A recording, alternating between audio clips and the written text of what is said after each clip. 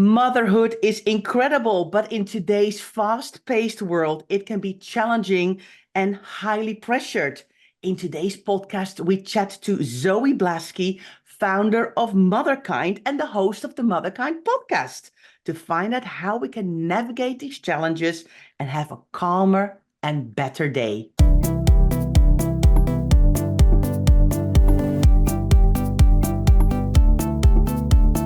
You're listening to the Declutter Hub podcast, bringing you tried and tested, no-nonsense tips and advice from the leading experts in decluttering and organising your home. Now here's your host, Ingrid Jansen.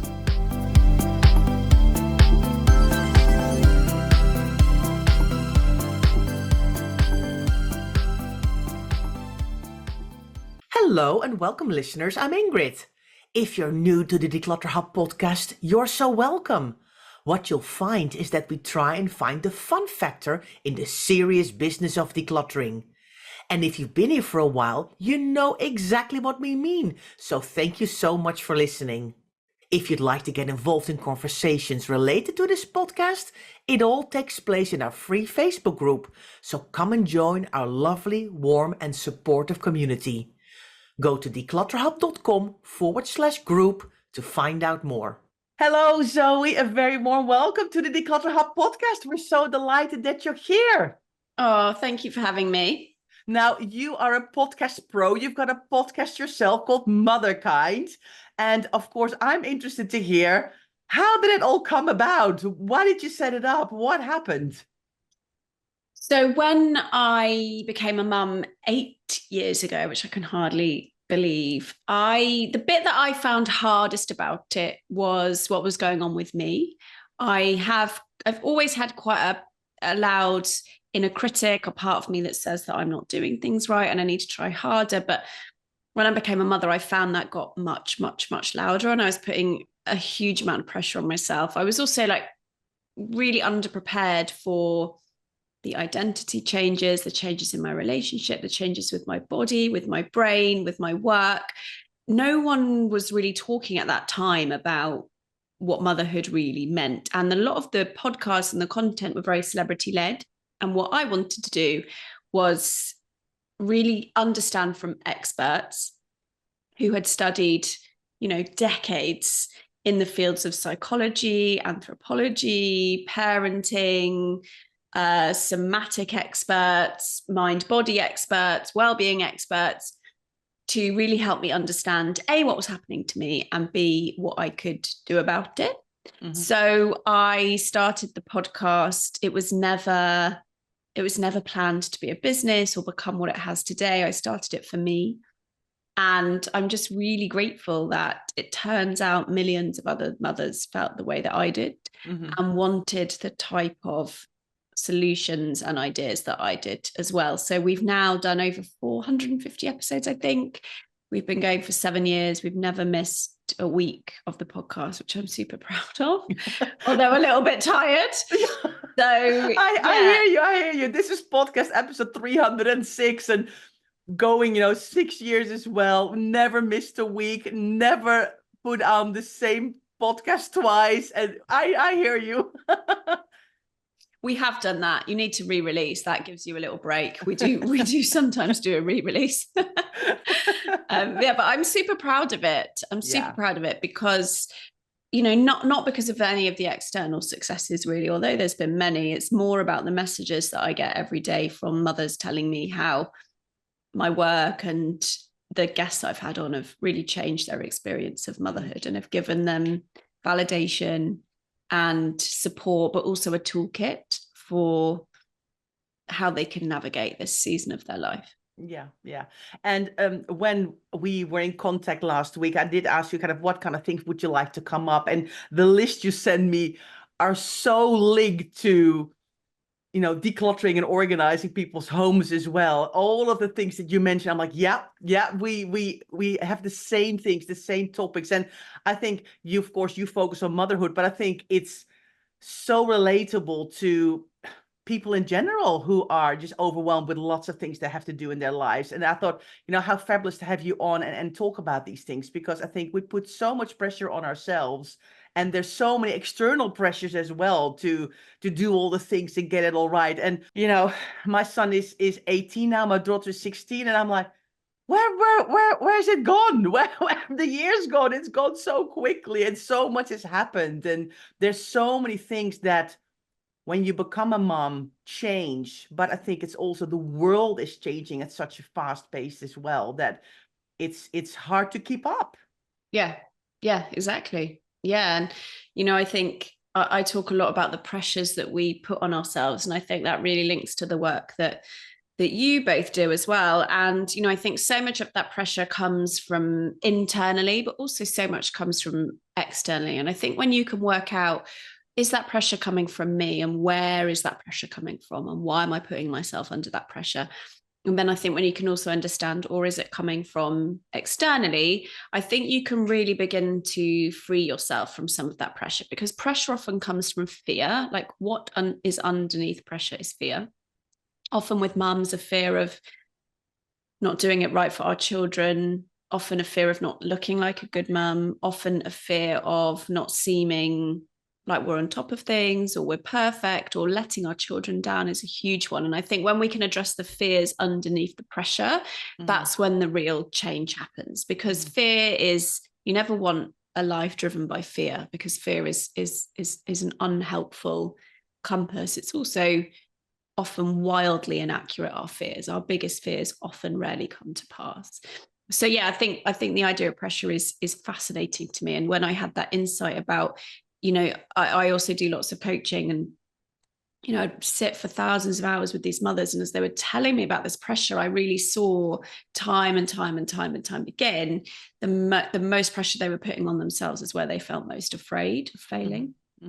Yeah, I think you're so right. And I just see the links like completely between our work that Leslie and I have been doing in people's homes when we help them decluttering and organize their house, because you kind of you start to dig into it. The clutter is almost always, we say, the symptom, isn't it? It's everything that's underneath it that starts to come out when you start to help mainly women, sometimes men, with the clutter in their homes. So I see a lot of that fear as well. And yeah, I love it. Okay, great. So let's talk a little bit about guilt.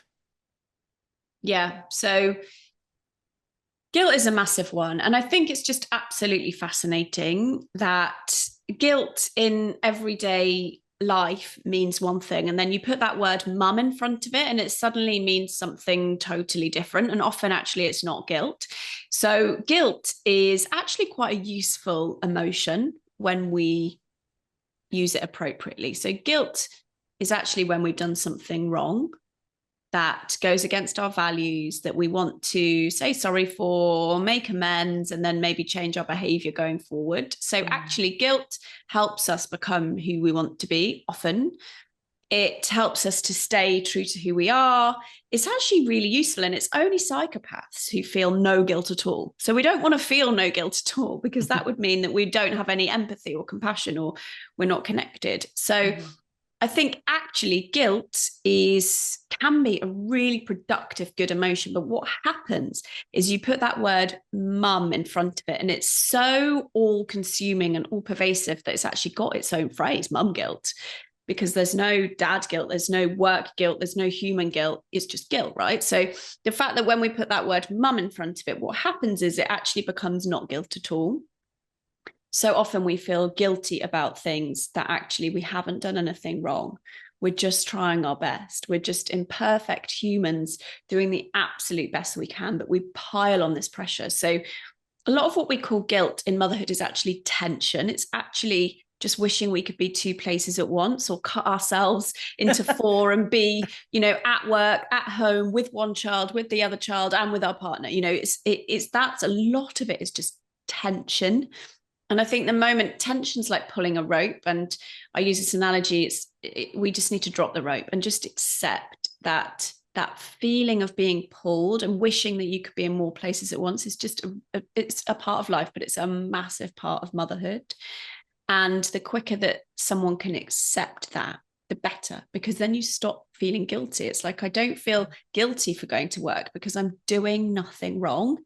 actually for me, working is really in line with my values. Like I love my little girls seeing me building what I'm building. I love them seeing me working, being financially independent. That's a really important value to me. So it's not that I'm guilty because I'm not doing anything wrong. What I'm experiencing is tension because I wish that I could do everything that I'm doing and also spend every single moment with them. The moment I accept that, it really dissipates. A lot of what we call tension in motherhood is actually us measuring ourselves against ridiculous standards. And those standards often don't come from us. They're standards that we've absorbed from, our own families, from the media, from social media, from movies. Our subconscious is always working like a sponge, absorbing these ideals. And often, even without us really realizing it, that is what we're measuring ourselves against. So it's super powerful to kind of, for someone to grab a piece of paper and be like, what a good mother does. And what came out when I did that was kind of mind-blowing, like 90s, 50s housewife type stuff. So then you can define your own standards based on your own unique values, your own unique setup, the type of mother that you want to be, where you are financially, where you are with your mental health, with your capacity, who else you're caring for, what are the pressures you've got. You can take all that into account and craft your own standards. And that's really freeing and really important. And the other thing that often happens is that inner critic I mentioned at the start gets really loud, because the more that we care about something, the louder our inner critic gets. And most of us have never cared more about our children. So that voice inside our heads that says, you're not doing it right, you're failing, you're not good enough for them, why can't you be more like her, or whatever it says to you. We often call that guilt, but it's not guilt at all. It's actually that critical part of us. So the first step of that is to become aware of it, because the moment you're aware of it, you take some of its power away. And then to learn that you can have those thoughts, but don't make them your truth, don't make them your reality. So you can have first thought, which might be negative or critical of yourself, but you can have a much kinder second thought. And that's a skill, just like going to the gym, you just build that muscle. So I think guilt's fascinating, but it's really important as mothers to not ignore it, because if you go through your, decades of motherhood, and hopefully we're going to be mothers, we will be mothers until the day we die, whatever happens to our children, that role never leaves us. So it's really worth learning about your guilt, because I'm free of it now, because I've applied this model, and I can't tell you the difference it's made to my life. I feel so much more joy and freedom and presence and connection with my kids, because I'm not constantly feeling like I'm doing it wrong or I have something to feel guilty about. Or that you're letting them down as well, I think. Because I think that's what we feel, because when we focus on work or something, or ourselves, then we're like, oh, but we're not spending time with them. But we have to, you can't do it all at the same time. And what we see a lot with guilt is when people, for example, their children can't have friends over playing or at their house because they feel the house is messy or the house is out of control. There's too much clutter, and the women feel lots and lots of guilt over that. I'm not being a good mom because I've got clutter. My kids can't have play dates, and the clutter is they're not living their best life. There's a lot revolved around that, and we see that a lot as well. Yeah, and that's really fascinating, isn't it? Because if someone said that to me, there'd be a few things firing off in my head. One would be, is that productive guilt? Like, is there a part of you where one of your values is, friendships, and you want your children to be able to have friends over? Okay, so if it's productive guilt, you can use that to prompt action. Okay, what would it look like? I can't declutter the whole house, but maybe I could declutter like the living room so that they could have a few friends over. If a client said that to me, I'd also be super fascinated about, what does success look like for you? Like, what is an appropriate amount of mess or clutter? Because what I see is that often we judge ourselves so harshly, and children don't connect to what a space looks like. Children connect to how a space feels. So if there is a super messy house with a lot of love and a lot of fun, that is what children connect to, as opposed to walking into a home which might feel, super organized, but actually I often call it the tone of the house. It's cold. If the tone of the house is kind of cold and rigid and controlling, like that's children haven't started that neck up living that we adults do as much. They're very tuned into their bodies until about the age of 10. So that's what I would be unpacking if a client came to me with that. Yeah. It's really, really interesting. I think Very. to always take guilt and, not just say, oh, don't feel guilty about that, because actually there's so much richness that we can use to prompt us or to challenge our thoughts or to, realize actually it is my inner critic. My home's perfectly good for a play date, but what's coming up for me is whether the other mother will judge me. Yeah. Okay, well, that's fascinating. Let's unpack that. Yeah. So I think there's always like the branches of the tree, isn't it? Yeah. Yeah, I think so as well. I think you mentioned social media and that we try to live up against that as well. We see that a lot as well. Sometimes people really get stuck in that perfectionism of, I want my books all rainbow organized. And I'm like, well, let's start with finding your keys first. Let's let's put the basics in place. The rainbow order is lovely.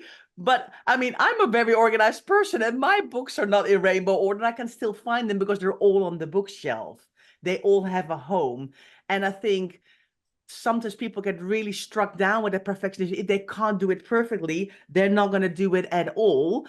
And then they feel guilt over that because I can't do it perfectly. I can't do it. And then they feel guilty about that. So I think guilt and perfectionism are very, very closely linked as well. Yeah, they are. And if you're highly perfectionist, you will naturally feel more guilt. But perfectionism is fascinating because lots of people say to me, well, I can't be a perfectionist because I'm so imperfect. And I think, you can be a perfectionist and have an incredibly messy home. You can be a perfectionist and be late all the time. That isn't what perfectionism is about. Perfectionism is about when nothing is good enough for you.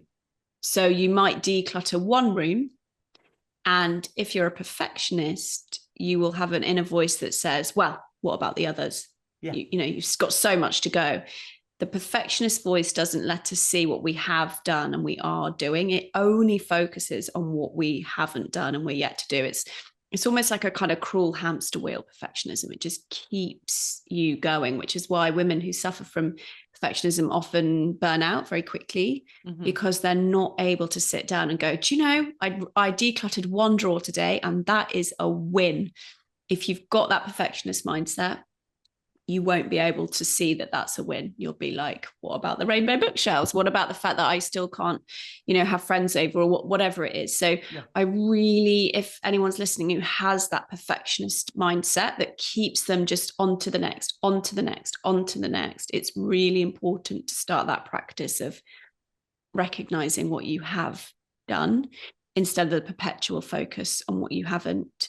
And what's fascinating is about perfectionism, it's one of those things that gets set up in our childhood. So you've likely lived with that thinking for a long time. It likely came from teachers or caregivers or other people in your life who, you might have sat down to just veg out on the sofa and you might have been told, but your toys aren't tidy. Go and tidy your toys up before you sit down, or have you done your homework, or you need to help me do this. The tone of your home might have been that you always need to be earning your rest, earning your worth, as opposed to just chill out because you deserve to have a rest. Same as I do, which often mothers really struggle with. So a lot of our generation of women had that modeled, that hamster wheel. Yeah. So perfectionism is huge. I think, I think you see that a lot, when people, when my kids were little, they were like, well, you sleep when the baby sleeps. And I was like, are you kidding me? Do you know how much stuff I've got to do? I've got to use, all of the things. And then at one point you go, okay, I think I got now why they say you need to rest a little bit as well, because you just don't get enough sleep at night and you're absolutely in a state of exhaustion all the time. And how can you be focused and do good work, whatever it is, if it's in your home with your children, with work, if you're absolutely shattered? Yeah, it's fascinating because sleep when your baby sleeps, really came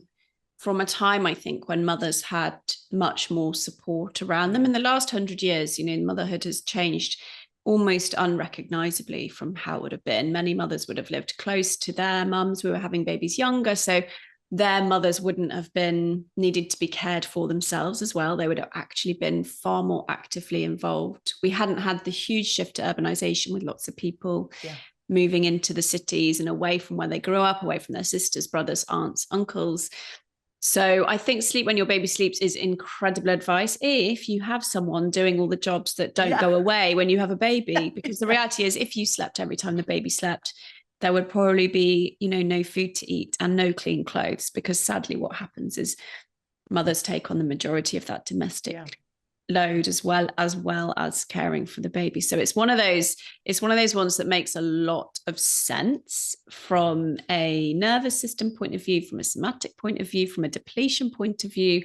But it's one of those ideas that now in this 2024 just doesn't really translate because of the changes that have happened around the mother.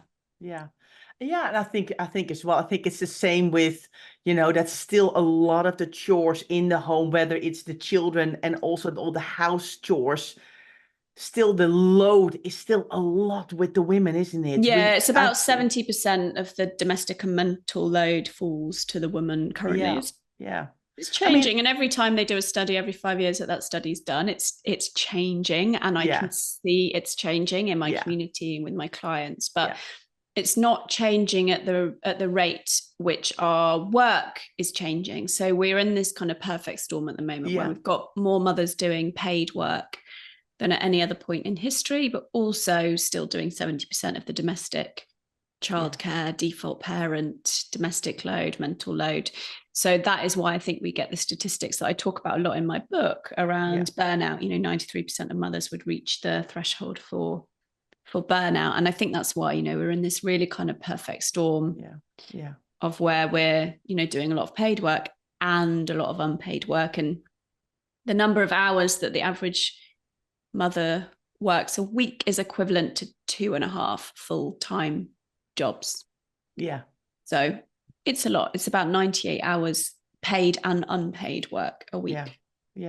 So 93% chance of burnout. Did I hear you say that correctly? 93% of mothers in the UK would reach at least one of the criteria for burnout. Wow.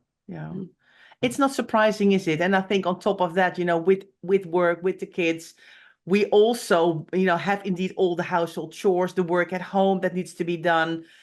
Put on top of that, the mom guilt, the perfectionism, and you have a perfect storm indeed. Exactly. Yeah. And that's why I wanted the title of the book, which is out on the 15th of August, to, a new way to thrive in a world of endless expectations, because it is endless. And if we don't get ahead of that, that's when we burn out, because the expectations from ourselves, from others, from our partners, from society, from our bosses, from everyone around us, the expectations that get placed on us are endless. And so we have to be the ones to say no. We have to be the ones to put those boundaries in place, to say, do you know what? I can't do any more today. And I need to rest, and I need to let that go. And I need to leave that area of the room messy, because I am done. I have some mothers saying to me, finish, put the kids down, and then I'll do 2 hours work, and then I'll do an hour putting all the playroom back together. And I'm like, why? Tell me what is going on, knowing that after an hour in the morning, it's going to be back to that messy state. Tell me what is going on in that mindset that you have to have that done before you go to bed. It's absolutely fascinating, the ways in which we put so much pressure on ourselves, and what we make our homes mean about us is very, very interesting to me. Let's go for a break, and after break we'll talk about what we can do ourselves and with help from others to make that better, because we need to give ourselves a break, I think. So so see you soon.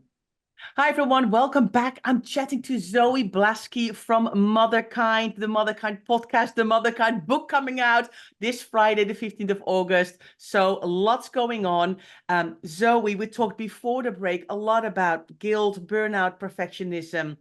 I would love to talk more about what can we do ourselves to help ourselves. I mean, there is so much. I've written like a whole book on what we can do. Knowing your audience, what do you think they struggle with the most? And I'll share my toolkit around that. Would it be not having boundaries? Would it be having a strong inner critic? Would it be perfectionism? Would it be putting too much pressure on themselves? Tell me, and then I'll give you my toolkit.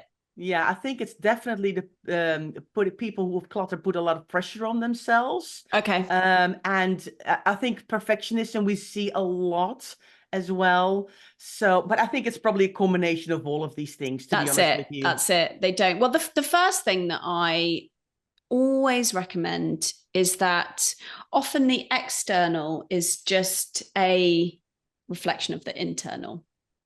So, and I know that you talk about that a lot in your work as well. So one of the foundational things that we can do is what I call getting on your own side. What does that mean? It means that, motherhood and modern life is challenging and there are many pressures coming onto us. But what I see a lot of women doing is, I almost call it squaring it, because we then do it to ourselves as well. And there's a teacher that I love, a mentor of mine called Dr. Gabor Mate, who I talk about and is quoted in the book. And he says that, trauma, and if we just take trauma as anything that makes us feel challenged in a big way, isn't what happens to us. It's how much support we have through what happens to us. And of course, we want that support to come outside of us, but we also need that support to come from inside of us. So one of the foundational tools that I teach that's part of Motherkind, and I think will be super helpful for your listeners, is to learn to become your own coach instead of your own critic. So how do we do that? Well, the first one I already talked to, which is noticing when that voice is becoming critical. And what's fascinating is if you haven't done any work like this before, you will think that voice is you. You will think that voice is telling you the truth. So the key is start to write down some of the things that voice says to you. And this might be quite overwhelming when you first do it, because you might realize just how much of your internal narrative is negative about yourself, about the world, about your family, about your partner, about your friends even.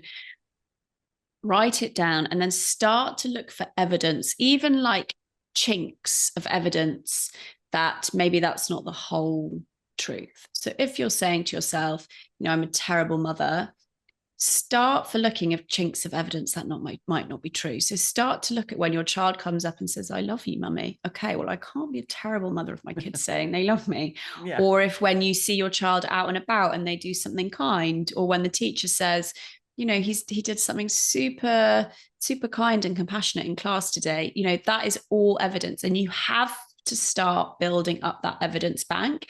It's like we've given years and decades to one side of evidence, and we have to start balancing those scales. So that is a super simple, practical thing that you can start to do.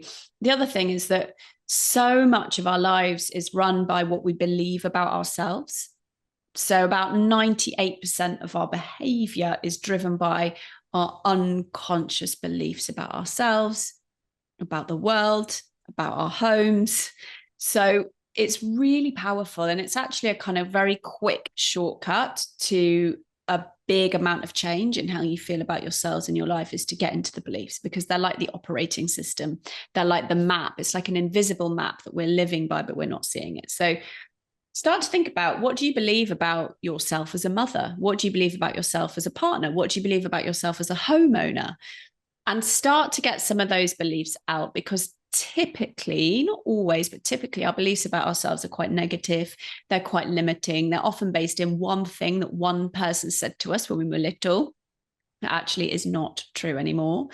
It's fascinating to me how we upgrade our beliefs about, life. Like, not many adults still believe in Father Christmas, for example, but we might still believe that we're not good enough because of what some primary school teacher said to us, 2 or 3 decades ago. So we have to kind of upgrade that operating system. So you want to get those beliefs about yourself out, and then again, start to rewrite with those beliefs. Like, what would a really empowering belief be? I can make my home into, the home of my dreams. I'm perfectly capable of living in a clean, organized space. Anything that's possible is possible for me. Changing these beliefs into far more empowering, because then we can start to align our action. Often what we do is we go for the action first. And if we don't upgrade the belief, you just keep pinging back. It's like a bungee rope. You will just keep pinging back. That's why lottery winners often are more likely to become bankrupt than the average person within 3 years, because often they haven't upgraded their belief system that they are worth this abundance. So they often spend it all, squander it all, don't invest it wisely. So if we don't work on that operating system, particularly around something like decluttering, what you'll find is, and I'm sure you found this a lot, you can go in and someone can help you, but very quickly you'll go back to that old behavior. So you have to look at the belief system. Yeah. So start rewriting some of those empowering beliefs. And it really is a bit of a shortcut. It really is. And you might think, but I don't believe this at all. You actually don't have to. The brain doesn't know the difference between real and imagined. So if you can just keep affirming to yourself, you know, I am someone who lives in a clean, tidy, beautiful home. I am deserving of a space that I feel proud of. Like, that's a beautiful affirmation that you could just keep repeating. And what you'll find is you can then choose to align your behavior to that belief, and it will feel more sustainable. So that's where I start. Like, always start any problem, any challenge that you're facing, whether it's motherhood or decluttering or work, start on a belief level, because then you are far more likely to get the actual change that sticks. Yeah, I love it so much, Zoe, because we talk a lot about the emotions connected to clutter. So Leslie and I never start with what's the clutter and what all of that. We start with what are the emotions that sit behind that clutter. And one of the first things we talk about is kindness to yourself. And, you know, don't berate yourself all the time for all the things you haven't done, but start recognizing the wins you're doing, the one little thing you have done, the tiny little drawer, the couple of bits of post you have opened, you know, really, really small. Because I think a lot of people see their homes as their goal is I want a clean and tidy home. Of course, but you want to have a goal that you want to work towards. I want to have a clean and tidy home because I would love to have my family come and stay at my house. I would love to have a dinner party in my living room. I want my best friend to come in for a cup of coffee. I would love my friends to have play dates, whatever it is. What's that goal? And then how are you going to break it down to work towards that? Very, very small, manageable chunks to keep moving forward. So indeed, exactly what you're saying, that kindness towards yourself. We're so hard on ourselves. We're kind to everybody else apart from ourselves. And a lot of people, when we start to talk about this, they're like, what does kindness have to do with decluttering? And Leslie and I are like, everything. Yeah, because everything. we think that beating ourselves up is going to motivate us to change. We think that the harder we are on ourselves, the more productive we're going to be. And, you know, I've spent a long time studying self-compassion, and actually the opposite is true. Some of the most productive people are the kindest to themselves, because they know that they can take a risk, they can fail, and they are not going to come down on themselves like a ton of bricks. They are going to have their own backs. So actually being kinder to ourselves is a far better motivator if you've got any goal. And I think often people think, well, if I'm kind to myself, aren't I just going to sit on the sofa eating crisps and watching TV and not doing anything? And there's a huge difference. And us parents know this. There's a huge difference between self-indulgence and self-compassion. Sometimes self-compassion is like, no, come on, you need to get those dishes washed up. You deserve that. You are deserving of having not that dirty food out overnight. You deserve that. You're worthy of that. You know, often I will ask myself that question, what would I do if I really loved myself? Okay, well, I would go to the gym today. I would make myself a healthy breakfast. I would make myself go to bed early. What would I do if I really loved myself? Because so many of us act as if we don't like ourselves. We treat ourselves in many ways like our own worst enemies. So I think that's really important. There's a huge difference between indulging and letting that low self-worth determine our actions. And actually self-compassion is quite radical. And it's very challenging to think, what would I do if I really liked myself? If I was my own best friend, what would I do? I'd say, come on, Zoe, off the sofa. We're going to tidy that corner, knowing that actually at the end of that, I would feel amazing. Yeah. So it's super important. And I can see why it's so core to your work, self-compassion and self-kindness. Yeah. I think we talk a lot about doing your future self, almost like a favor, but you're working to it. Your future self is going to be so happy when you've done the dishes in the evening, because in the morning you're going to come into a clean kitchen. So everything, your whole day will just start better That's because right. you're not looking at all the dirty plates from last night. You can grab the dishes, you can get breakfast on the go, you can, it all just runs that little bit smoother. That's right. And I talk a lot in the book about habit stacking. So Mm-hmm. how we think that change happens in a kind of big, one day I'm going to change everything. That is never, ever, ever how change happens. Change happens in the 1%. Change happens decluttering one drawer at a time, one dish at a time, one corner at a time. And those habits, they stack upon each other, because if you say to yourself, I'm just going to do one drawer today, and you do it, you get a shot of dopamine. You get that idea that I'm someone who can do this. As opposed to, I'm going to declutter my whole wardrobe. You get halfway through, you get overwhelmed, you get overstimulated, your nervous system goes into fight, flight, freeze. You can't finish it. And then you go, see, I'm a failure. I can't do it. You're far, far, far better to be like, I'm just going to do my socks, 5 socks. Like, the smaller that you can make the goal, the better, because they just stack on top of each other. I used to do, in my early career, I used to teach a lot of meditation, and I used to start with 30 seconds a day. People would say that's not going to make any difference. I said, well, it actually will. There's studies that prove it. But what we're actually doing is habit stacking. If I set you a 15-minute meditation today, you could probably do it for a week. I guarantee week 2, you would not do it. So it's stacking those habits one on top of each other. It's so interesting that you say that, because I've recently started taking cold showers. Yeah. Because somebody that I'm following said, try that. It's really good for you. And I thought but he said, start with 5 seconds. And I thought, I can do 5 seconds. Yeah. And of course it was like the whole idea is that within a week you can just do cold. And I thought, that's right. I can't do that. It's too fast for me. So over the last, I've been doing it for 2 months now. And now I have really gradually, I haven't gone whack onto full blast cold, because I thought I can't. So I'm putting it colder, and then tiny little bit colder, and tiny little bit colder, and a little bit longer.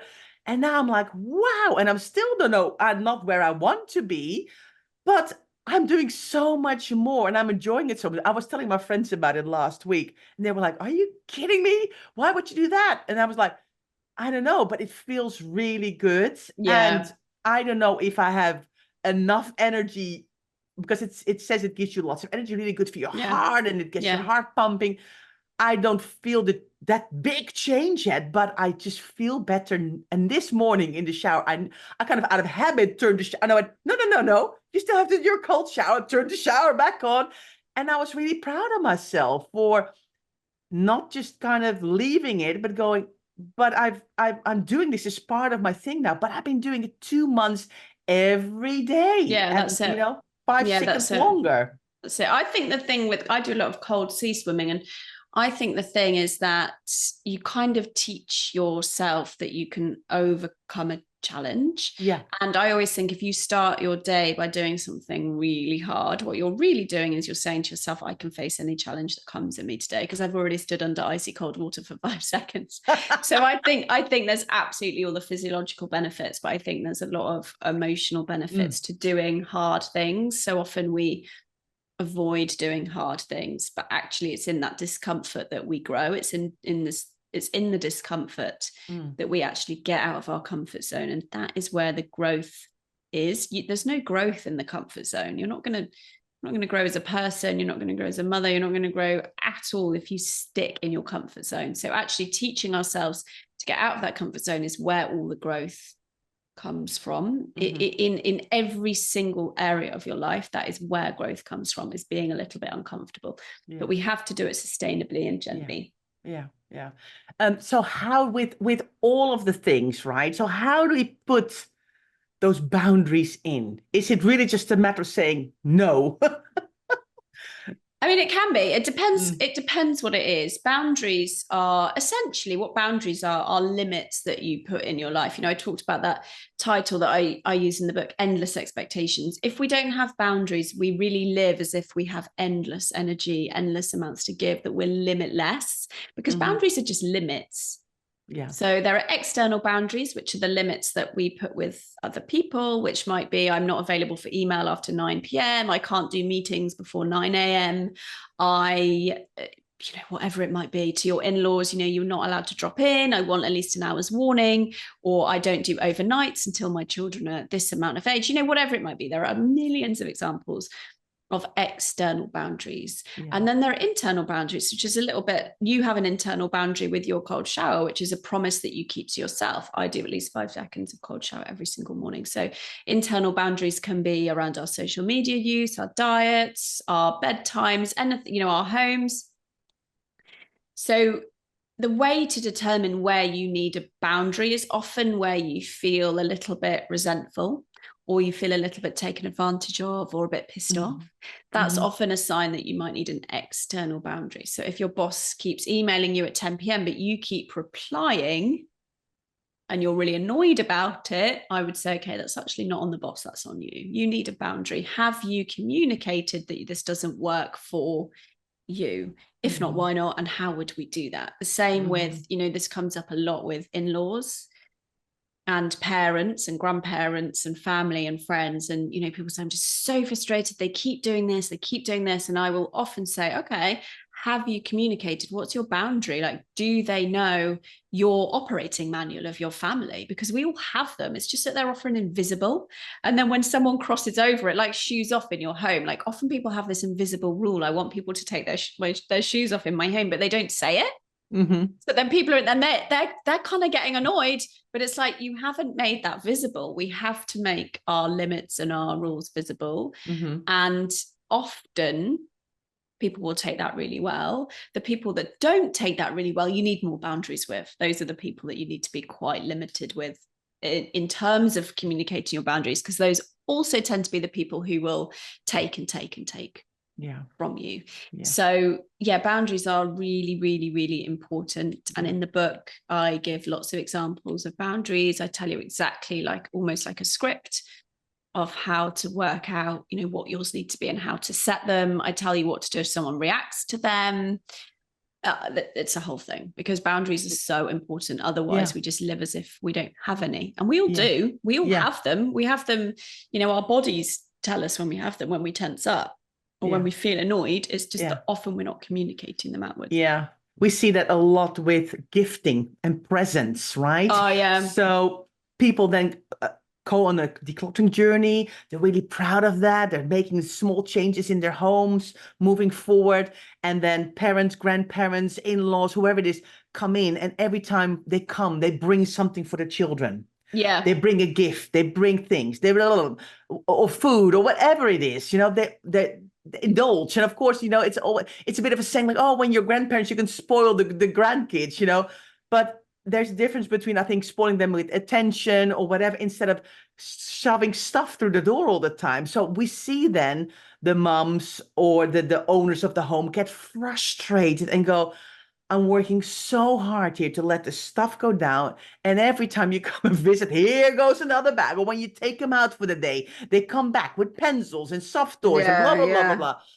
But it's hard to have that discussion, isn't it, Zoe? Hard to have that discussion. It can be, but I think, boundaries aren't weapons, and they're not used to control another. They're actually, what we will do about someone's behavior. So if that was me, I would say, I'd really appreciate it. I love that you buy the kids things, and I can see that it's how you're showing them your love. And I think that's absolutely gorgeous. But as you can see, we're working really hard on reducing the things. I wonder, could you buy them experiences? I love it when, if you pay for them to go out for the day to the farmyard or the farm park and maybe buy them lunch, that is just such an incredible way for you to show them your love. And if someone says, oh my gosh, you're so ungrateful, I can't believe you're saying this to me, I'm just trying to be a good grandparent, you don't need to get defensive back. You can say, I get that. I can get how what I'm saying probably does feel a little bit like that to you, but I promise you, it's not that I'm ungrateful. We're super grateful. It's just that we've got this goal, and you can see how hard we've worked on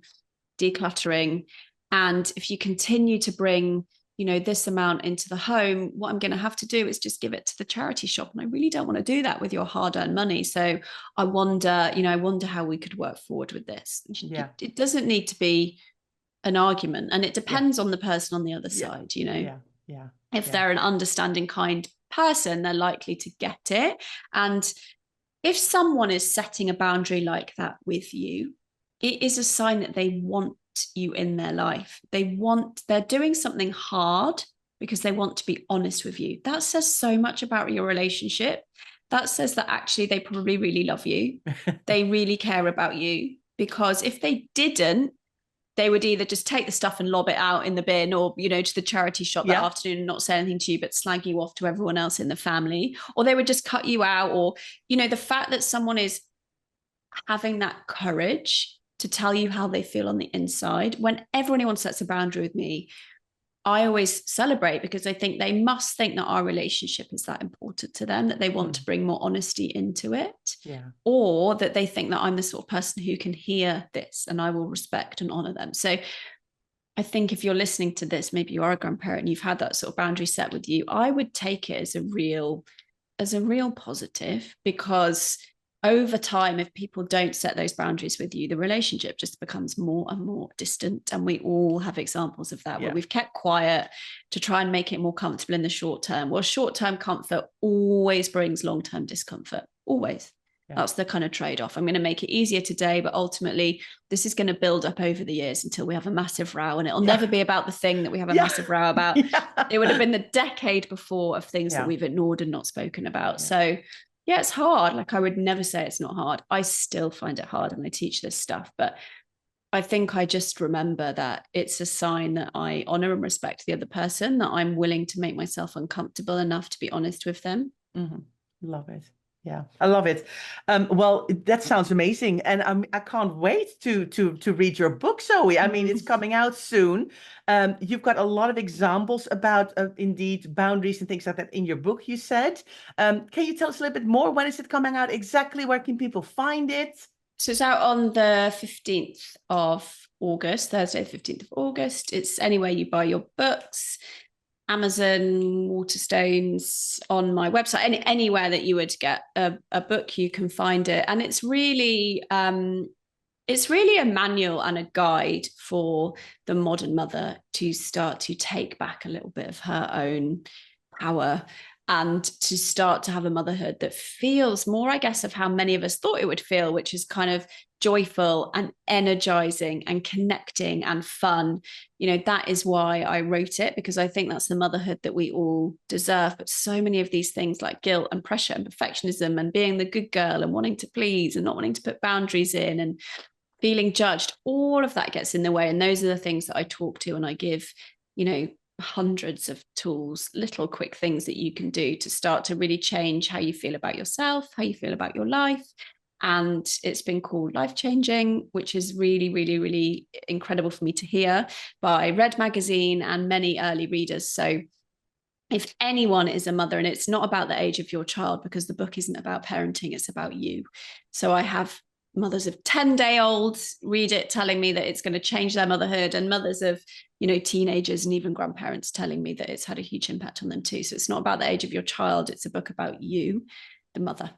Yeah, I love it. I've loved this conversation, Zoe. Thank you for having me on. You're so welcome. It's been absolutely brilliant. So listeners, so many parallels with what Leslie and I talk about all the time, and I think it was really validating for me as well to hear that so many things that Zoe says. I'm like, yes, that's what we say too. So listen to what we got to say. I really appreciate it. And let us know, has this conversation helped you? Have you had some light bulb moments? Are you thinking to yourself, I'm going to be kinder to myself. I'm going to put some boundaries in. I'm going to have that tricky conversation because I think it will help me in the long term. Share with us. Let us know in the comments. And again, Zoe, really, really appreciate you coming on the show. Thank you. You're welcome. I loved it. Thank you. Thank you so much. And listeners, we will see you next week. Thanks for being here. We appreciate you. Thanks so much for listening to the Declutter Hub podcast. Don't forget to subscribe to us in your podcast player so you don't miss an episode, and we'll see you next week.